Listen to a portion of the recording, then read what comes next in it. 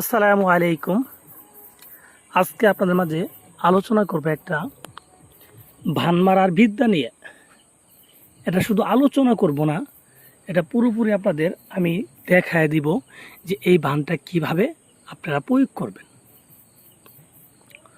তো ভিউয়ার্স, আপনারা অনেকেই আছেন যারা শত্রুকে ভান মারার জন্য বিদ্যা খুঁজতেছেন, বা একটা শত্রুর অত্যাচারে আপনি খুবই বিরক্ত, তাকে তাবিজের মাধ্যমে কোনো শাস্তি দিতে চান বা মেরে ফেলতে চান, কোনো ক্ষতি করতে চান, কিন্তু ওই রকম সঠিক বিদ্যা আপনারা পাইতেছেন না।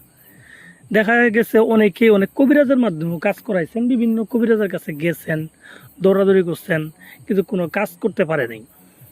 এমনকি অনেকেও আছেন নিজেরাই চেষ্টা করছেন, ইউটিউব থেকে অনেক রকম তাবিজ নিয়ে বিদ্যা নিয়ে এগুলো প্রয়োগ করছেন, কিন্তু এতেও কোনো কাজ হয় নাই।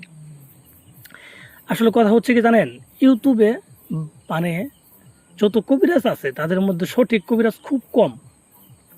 আর সঠিক কবিরাজ যদি না থাকে, তাদের কাছে তো নিজেদের কাছে বিদ্যা নেই, তাহলে আপনাদের কাছে কি দিবে? তারা নিজের মন গড়া ভাবে একটা তাবিজ লিখে একটা ভাবে দেখাই যাচ্ছে, এই যে সাপের বান মারতাছি, অমুকের বান মারতাছি, ঠিক আছে, এগুলো আপনার দেখাই যাচ্ছে নিজের মন গড়া ভাবে। এগুলো যদি আপনি সারা দিন ট্রাই করেন, কোনো কাজ হবে না। কারণ অরিজিনাল আর নকলের মধ্যে পার্থক্য আছে। আপনি চাইলেও তো আপনার মন গড়া ভাবে একটা সাপ নিয়ে বা ব্যাঙ নিয়ে আপনারা ভান মারলেন, না পুতুল নিয়ে ভান মারলেন, নিজের মন মতো ওখানে আপনি শুই দিলেন, তাহলে কি কাজ হবে? কখনোই কাজ হবে না। এগুলো তো সহজ না, ঠিক আছে। আবার সহজও বলতে পারেন, যদি আপনার কাছে সঠিক বিদ্যা থাকে তাহলে এগুলো কিন্তু সহজ, ওরকম টাফ ব্যাপার কিছুই না। একবার করলে প্রথমবারই হবে। তো ভিউয়ার্স, তাই বলি, আপনি হয়তো অনেকবার করতে পারেন, অনেক কবিরাজের কাছেও যাইতে পারেন, কিন্তু কাজ হয় নাই। সেজন্য যদি আপনি ভাবেন যে সকল বিদ্যাই ভুল, তাহলে কিন্তু আপনার ভুল ধারণা। বিদ্যা কিন্তু এগুলো আছে, এগুলো যেহেতু তাবিজ কবজ দুনিয়াতে আছে, অবশ্যই ভান মারার বিদ্যাও আছে, কিন্তু সঠিকটা আপনাকে বেছে নিতে হবে। তো যাই হোক, আসলে আমি বেশি কথা বলতে চাই না, আপনাদের আমি দেখাবো প্র্যাকটিক্যালি যে কিভাবে আপনারা এই ভানটা মারবেন। তো ভিউয়ার্স, যারা অ্যাকচুয়ালি করতে চান তারা আমার এই ভিডিওটা ফলো করেন, আর অবশ্যই ভিডিওটা ভালো লাগলে লাইক দিবেন, চ্যানেলটা সাবস্ক্রাইব করবেন। তো ভিউয়ার্স, প্রথমত যে বিদ্যার মাধ্যমে ভান মারবেন সেই বিদ্যাটা দেখে নেন। স্ক্রিনে আমি দেখাচ্ছি, এটা হচ্ছে ভান মারার একটা বিদ্যা বা তাবিজ।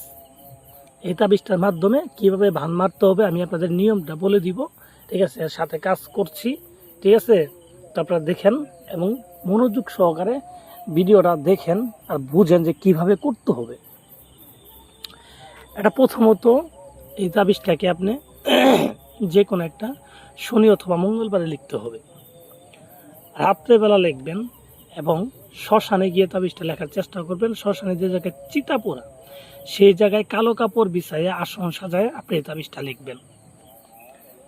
এবং কি এই তাবিজটা লেখার জন্য যে কালি ব্যবহার করবেন, সেটা হচ্ছে আপনার নিম গাছের রস দিয়ে মেশক জাফরান কালি মিশ্রিত করি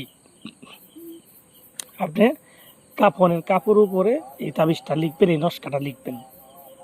আমি যেইভাবে লিখছি আপনারা সেম ওইভাবে লিখবেন। এবং কি লেখার পরে তাবিজের নিচে যে নামগুলা দিছি বা যে নামগুলো আছে যাকে করবেন, তার নাম, তার বাবার নাম লিখে দেবেন। এইভাবে সঠিক নামগুলা আপনি লিখে দেবেন। এরকমভাবে আপনি দুইটা তাবিজ লিখবেন একইভাবে। তো লিখার পরে আপনি তাবিজগুলোর নামগুলা দেওয়ার পরে আপনি তাবিজের উপরে সুন্দর করে আতর লাগাবেন। আতর লাগায় আপনি যে আগরবাতি আছে সামলে, এই আগরবাতির ধোয়া দেবেন তাবিজের উপরে, এইভাবে ধোয়া দিবেন। ধোয়া দেওয়ার পরে তাবিজ দুটোকে সুন্দর করে পেঁচাবেন। পেঁচায় আপনি দুইটা মাদুলিতে ভরবেন। মাদুলি মানে তাবিজ, লোহার বা অথবা তামার যে কোনো মাদুলিতে আপনি ভরবেন। মাদুলিতে ভরার পর আপনি একটা তাবিজ যে কোনো একটা কবরস্থানে, কবরের ভিতরে পুঁতে দিবেন একটা তাবিজ। দেওয়ার পরে আরেকটা তাবিজ আপনার কাছে থাকবে, সেই তাবিজটাকে নিয়ে আপনি শত্রু যেখানে চলাচল করে সেই জায়গায় পুঁতে দিবেন। যদি সম্ভব তাহলে তার ঘরে পুঁতে দিবেন। তাহলে দেখবেন আপনার সর্বোচ্চ 3 থেকে 4 দিনের ভিতর আপনার শত্রু মারা যাবে, একেবারে মারা যাবে। তো ভিউয়ার্স, আজান দিয়ে ফেলছে, তো আজানটা শেষ হোক, পুরো কথা বলবো।